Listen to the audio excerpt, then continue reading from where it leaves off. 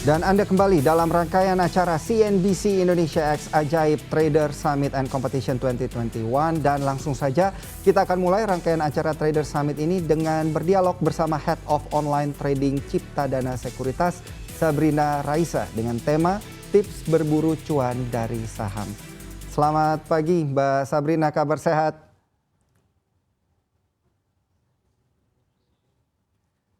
Mbak Sabrina, boleh di-unmute terlebih dahulu device-nya?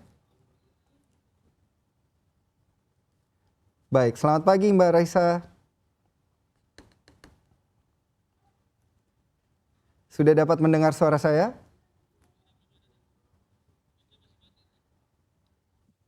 Halo, selamat pagi Mas Daniel. Selamat pagi Mbak Sabrina. Para peserta trading competition ini menanti-nantikan ini informasi-informasi menarik dari Mbak Sabrina pada pagi hari ini. Nah, kalau kita lihat terkait dengan pergerakan indeks harga saham gabungan kita sendiri ini, tips yang terbaik untuk para trader dan juga para peserta competition kita melihat pergerakan indeks harga saham gabungan kita pada pagi hari ini seperti apa sebaiknya Mbak Sabrina? Karena kalau kita lihat IHSG kita sendiri ini saat ini sayang sekali sudah berbalik arah ke zona merah. Ya, untuk pergerakan di bulan November seperti kita ketahui juga bahwa secara historikal perdagangan IHSG di bulan November seringkali dikait-kaitkan dengan istilah November Rain karena di bulan November ini memang secara probability IHSG ini kenaikannya hanya sekitar 30% dibandingkan dengan bulan-bulan lainnya. Seperti kita lihat juga di bulan Oktober di mana IHSG lebih ada potensi mengalami penguatan dibandingkan dengan IHSG yang kecenderungannya lebih ke arah negatif khususnya perdagangan hari ini. Namun di sisi lain kalau saya lihat secara 10 tahun terakhir IHSG mengalami kenaikan di bulan November sekitar 3 kali.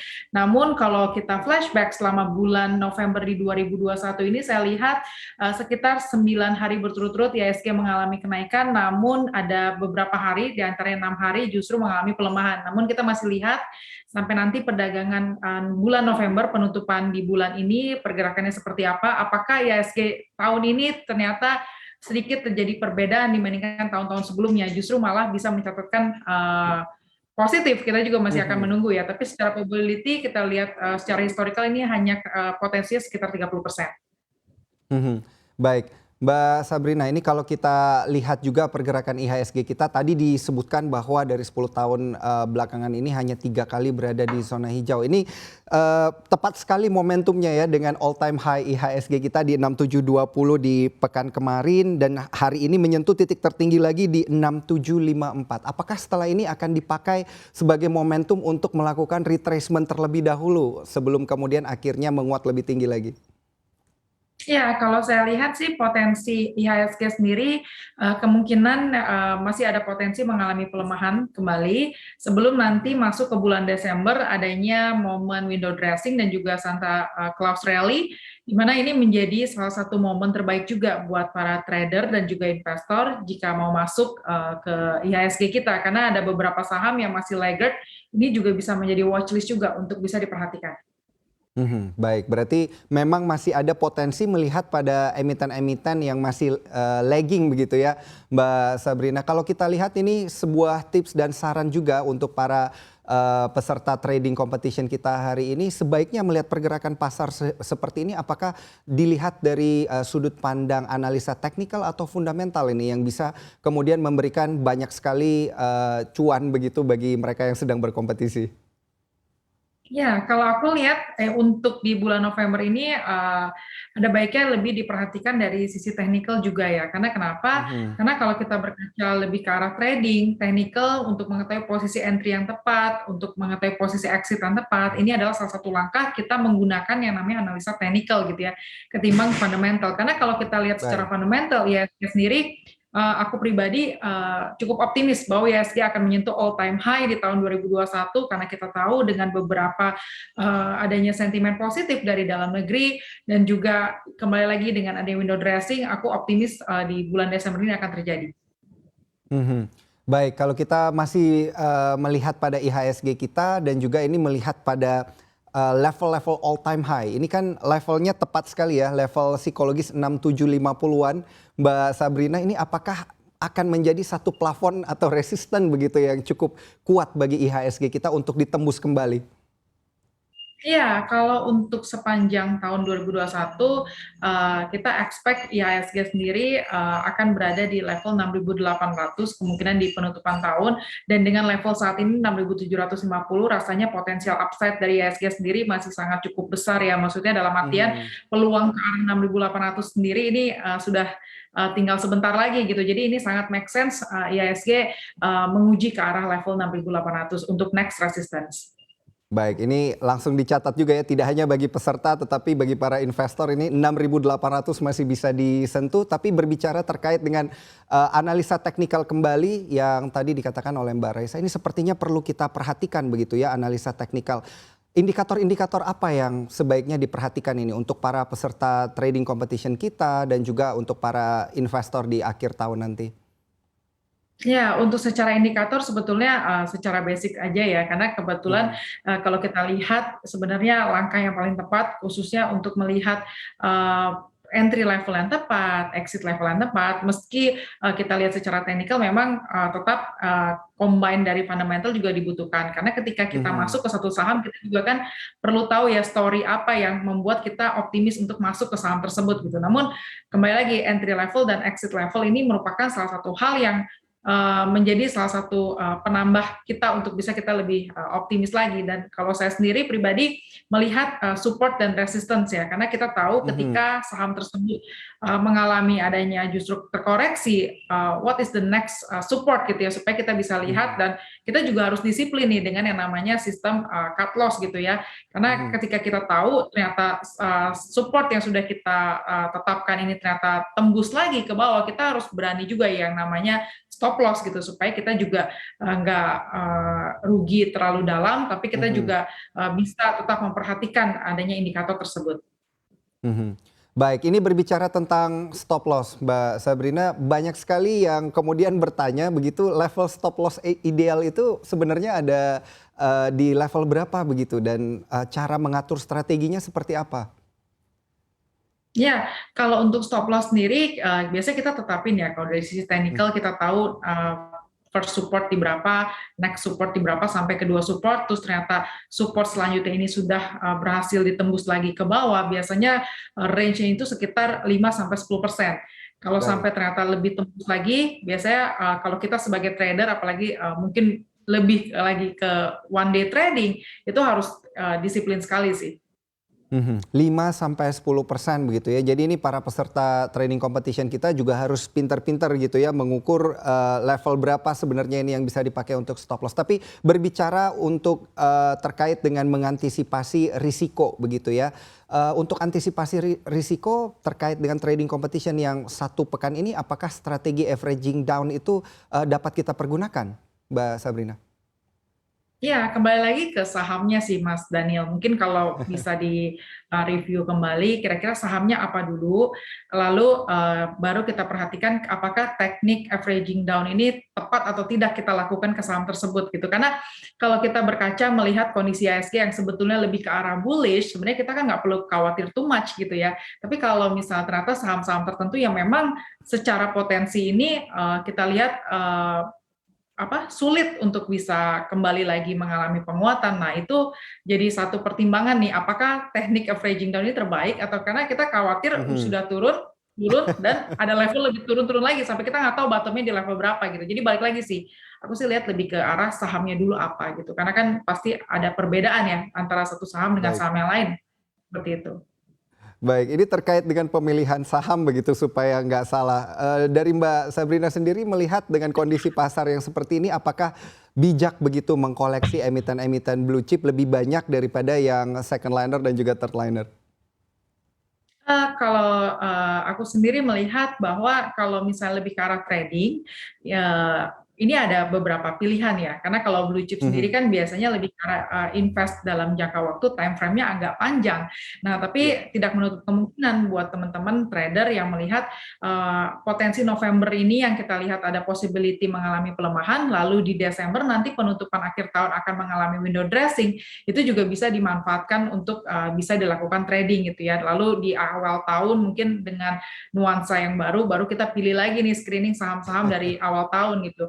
Tapi untuk second liner saya rasa untuk trading boleh juga untuk second liner gitu ya, ketimbang Mhm. kalau misalnya blue chip aja gitu. Jadi ada diversifikasi portfolio lah seperti itu. Mhm. Untuk second liner sendiri ini secara sektoral yang paling menarik untuk diperhatikan oleh investor dan juga peserta trading competition kita ini sektor yang mana Mbak Reza? Ya, kalau aku lihat sepanjang November ini ya, kalau aku review ada beberapa saham yang memang menjadi pilihan oleh para investor dan juga trader. Salah satunya adalah beberapa bank digital, karena Mhm. belakangan ini kalau kita lihat sektor mana sih yang menjadi penguat kontribusi indeks gitu ya. Di tengah bulan November ini beberapa saham itu diantaranya mayoritas itu dari bank digital. Mungkin Mhm. kalau aku lihat ini lebih ke arah adanya sektor rotation juga, karena belakangan saham-saham blue chip ini juga sudah mengalami penguatan, lalu agak stagnan di bulan November, lalu mungkin kalau Mhm. ada beberapa saham yang kembali ada potensi penurunan, mungkin beberapa aku udah lihat asing juga sudah mulai masuk lagi ke saham blue chip karena menanti-nanti adanya momen window dressing, tapi di Mhm. bulan November ini kebanyakan saham-saham berbasis bank digital dan juga ya lebih ke arah bank digital sih, aku lihat banyak yang Mhm. mengalami kenaikan ya. Baik, selain bank-bank digital ini yang terpampang di layar kan ada Bank Jago, ada Bank Neocommerce, Alobank Indonesia, Bank Aladin Syariah. Ini kan adalah bank-bank digital yang dikatakan top stock begitu ya daripada bank digital yang biasanya manggung begitu. Nah, kalau emiten-emiten bank digital stock pick dari Mbak Sabrina sendiri ada pada emiten yang mana? Kalau dari kita sih melihat Bank Jago dalam artian Arto ini juga menarik ya karena secara fundamental story-nya juga ini kita expect ada beberapa perubahan nanti di tahun depan ini akan lebih optimis lagi secara result performance. Saya lihat sih jagoan kita di Arto ya. Mhm. Masih tetap pada Arto walaupun pagi ini melemah di kisaran 0,65%. Kalau proyeksi terkait dengan analisa teknikal dari Bank Arto atau Arto ini sendiri akan seperti apa, Mbak Sabrina? Ya, kalau Arto, aku lihat hari ini mungkin lebih ke arah mungkin memang hari ini nuansanya nggak ke arah digital ya, aku lihat karena beberapa Mhm. harga komoditas itu seperti nikel mengalami kenaikan sehingga, saham-saham berbasis metal ini mengalami kenaikan ya dibandingkan dengan, Baik. saham-saham lainnya ya di tengah indeks yang mengalami pelemahan. Namun kalau untuk Arto sendiri, aku lihat next support ini akan berada di level 15.100 dan, selanjutnya di 14.800 untuk, support selanjutnya. Namun ini bisa dikoleksi juga ya, karena aku lihat potensi dari Bank Jago sendiri mungkin nanti di akhir tahun juga ini ada potensi mengalami penguatan kembali untuk Arto. Mhm. Baik, ini bagus nggak menggunakan strategi averaging down untuk para peserta trading competition kita untuk Arto ini? Ya, kalau Arto sendiri aku lihat karena secara story ini juga lumayan bagus dan secara company juga kita tahu dari antara bank digital lain itu juga cukup Mhm. menjagokan Bank Arto ya karena aku lihat juga ini kalau untuk secara time frame nggak hanya short term, medium term juga Arto ini aku lihat masih layak untuk dikoleksi seperti itu. Baik, ini kan selain Arto kita melihat ada kontender yang cukup kuat begitu ya, ada Alobank Indonesia atau BBHI ini yang menguat signifikan. Namun sayang sekali sepertinya pagi ini ada aksi profit taking 2,18%. Pendapat Mbak Sabrina seperti apa terkait dengan Alobank Indonesia? Ya, ini sebetulnya banyak sekali ya beberapa juga bermunculan termasuk dari BBHI sendiri. Kita masih tunggu apa dari story dari company karena belakangan ini kan hal yang paling menarik itu kan misalnya ada cerita tentang merger and acquisition dan juga ada right issue gitu ya. Belakangan yang menjadi Baik. salah satu sentimen nih buat para investor dan Mhm. trader masuk ke beberapa bank digital gitu. Jadi kita masih tunggu juga dan kalau dengan potensi hari ini Bank Alobank ini mengalami penurunan ini aku rasa ini masih kita lebih ke arah wait and see ya dan lebih Mhm. ke buy or weakness juga ke Alobank karena beberapa waktu ini kan juga sudah mengalami kenaikan yang cukup signifikan jadi lebih baik kita untuk wait and see terlebih dahulu. Wait and see terlebih dahulu karena kalau dipantau bersama juga terpantau ada net foreign sale di pasar reguler sebesar 2,89 miliar rupiah. Ini juga pasti harus menjadi salah satu pertimbangan daripada para peserta trading kita untuk memilih emiten-emiten ini ya. Dan kalau kita lihat dan juga perhatikan tadi Mbak Sabrina sempat menyebutkan selain emiten-emiten bank digital, ini ada emiten-emiten dari sektor komoditas sendiri yang sepertinya perlu diperhatikan. Seperti apa emiten-emiten komoditas ini akan bergerak di sepanjang pekan ini, Mbak Sabrina? Ya, aku lihat sih biasanya secara tren itu komoditi ini biasanya di bulan Desember ini juga ikut manggung ya. Karena kita lihat di bulan Desember kalau khususnya untuk harga coal sendiri meski belakangan ini Baik. mengalami kenaikan, salah satunya di bulan Desember ini biasanya dengan momen winter ini juga batu bara biasanya diuntungkan gitu ya. Nah, untuk beberapa saham hari ini mungkin bisa dipantau juga seperti Adaro, meski belakangan ini juga mengalami penurunan, ini juga menjadi salah satu signal juga nih time to buy karena Adaro aku lihat juga secara performance compared to another batu bara company juga Adaro punya Mhm. performance yang sangat baik dan di sisi lain juga pilihan selanjutnya adalah ITMG. ITMG juga dengan dividen yield-nya juga yang sangat menarik. Ini juga cocok sekali ya buat para investor ataupun khususnya trader yang emang suka dengan adanya passive income ya, nggak cuma dari capital gain, artinya Mhm. dividen. Gitu. Aku lihat sih masih cukup menarik ya untuk beberapa call company. Mhm. Tapi kalau kita lihat secara keseluruhan terkait dengan pergerakan harga coal sendiri atau pergerakan harga batu bara kan memang kemarin sempat menyentuh $280 Amerika Serikat per metrik ton, kemudian terkoreksi hingga ke level $140 Amerika Serikat per metrik ton. Dari trennya sendiri yang perlu kita perhatikan hingga akhir tahun nanti untuk harga batu bara acuan ini seperti apa, Mbak Sabrina? Akankah ada penguatan kembali di level $200 Amerika Serikat per metrik ton? Iya, kalau untuk harga coal global, aku lihat masih ada potensi nanti akan mengalami penguatan karena itu kembali dari sisi demand juga nanti akan mengalami kenaikan di bulan Desember dengan adanya momen winter dan juga Mhm. aku lihat meski memang ada sedikit hambatan terkait dengan ESG, memang coal sendiri aku rasa untuk in the next 1 to 2 years ya masih cukup menarik sih ya kalau untuk Mhm. call sendiri, khususnya sampai penutupan akhir tahun ini. Mhm. Baik, bagaimana dengan komoditas-komoditas yang terkait dengan kelapa sawit tentunya? Ini proyeksi untuk pergerakan sepanjang pekan ini seperti apa, Mbak Sabrina?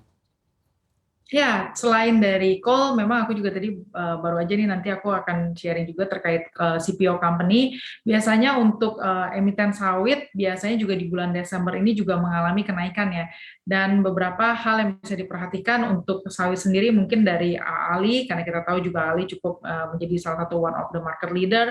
Dan TAPG juga aku lihat menarik ya secara harga, Mhm. ini juga bisa diperhatikan juga oleh para trader karena di bulan Desember nanti biasanya kalau kita lihat secara historical beberapa tahun yang lalu kita lihat juga CPO company ini juga masuk jadi salah satu yang mendapatkan imbas dari window dressing. Baik, ini kalau terkait dengan komoditas tadi yang menarik sempat disebutkan adalah komoditas-komoditas yang terkait dengan batu bara dan juga ada CPO. Kemudian kalau komoditas-komoditas yang terkait dengan logam di akhir tahun ini apakah tidak cukup menarik begitu, Mbak Sabrina? Atau mungkin di sepanjang pekan ini terlebih dahulu? Ya, kalau untuk sepanjang pekan ini ya, terutama hari ini kita lihat harga nikel, timah juga mengalami penguatan. Ini juga mungkin menarik akan diuntungkan untuk beberapa saham ya, baik itu khususnya TINS, timah. Ini juga harusnya nanti akan ada pembalikan arah ya untuk timah sendiri ya, karena kita lihat secara global commodity price-nya juga mengalami kenaikan gitu. Jadi sehingga ini bisa diperhatikan juga oleh para trader ya, khususnya di pekan ini aku lihat juga ini komoditas mungkin akan jadi salah satu sektor yang menjadi pilihan juga untuk para trader ya, memperhatikan dengan pergerakan Mhm. harga dari global commodity prices sendiri. Baik, berarti kembali lagi ke pergerakan harga komoditas globalnya, tapi emiten-emiten yang menarik ini apakah masih ada pada emiten-emiten yang dikenal dengan para trader ini emiten trio macan begitu, ada Antam, ada Inco, dan juga emiten-emiten logam lainnya? Ya, aku rasa ini ada jadi pilihan juga ya untuk trio macan baik itu dari Antam, Inco, Tima. Ini rasanya memang umumnya emang jadi salah satu pilihan nih untuk para trader ya, karena secara harga juga lumayan menarik ya. Meski fluktuatif, ini justru bisa dimanfaatkan oleh para trader ya dengan kenaikan berapa persen, biasanya 2-5%. Biasanya trader kan Baik. lumayan melihat ke arah sana gitu ya dengan jangka waktu yang lebih ke short term. Baik, jangka waktunya lebih ke short term, 1-2% ini sangat berarti begitu ya bagi para peserta trading competition kita. Kalau kita lihat ke sektor yang berbeda terkait dengan industri menara telekomunikasi. Hari ini MTEL atau Daya Mitra Telekomunikasi ini baru saja IPO di Bursa Efek Indonesia, namun sayangnya di hari pertama sudah terkoreksi 1,25%. Ini pendapat Mbak Sabrina seperti apa?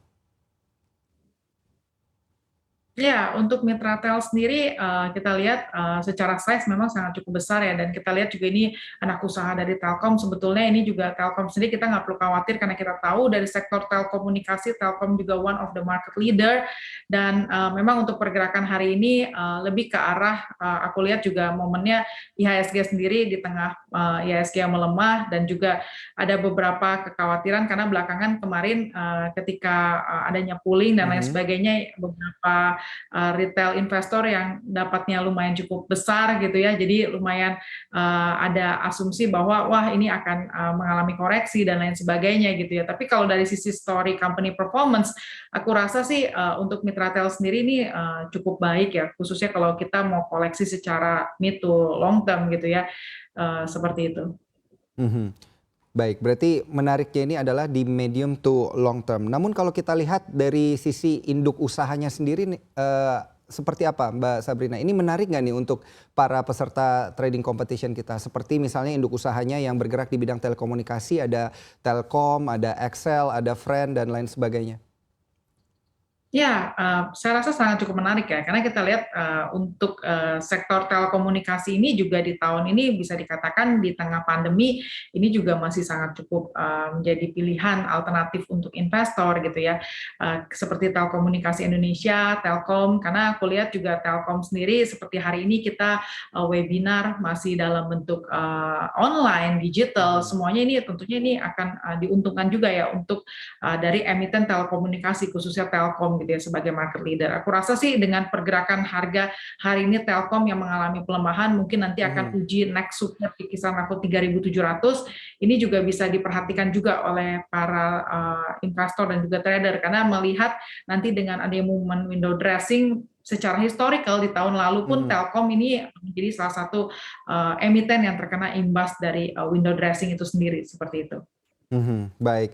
Ini kalau kita kembali lagi membahas tips untuk para trader ini supaya bisa cuan dari saham, kan kita sudah membahas tadi terkait dengan analisa fundamental, teknikal.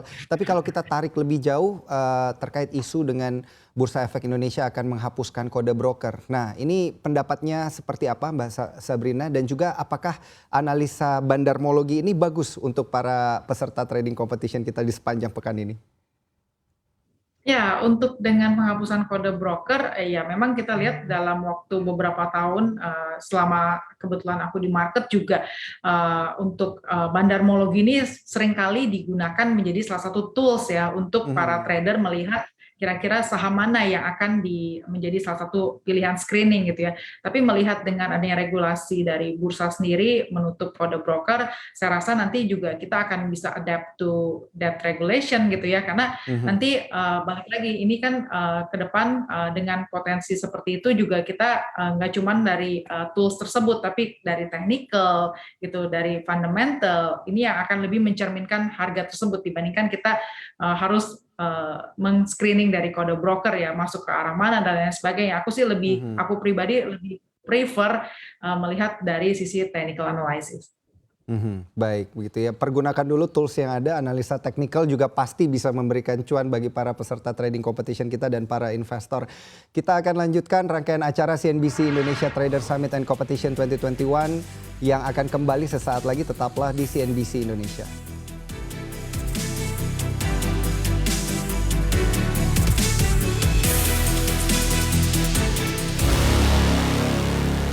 Jangan lupa untuk install aplikasi CNBC Indonesia di App Store dan juga di Play Store untuk terus mengikuti informasi dan berita terkini terkait ekonomi dan juga bisnis.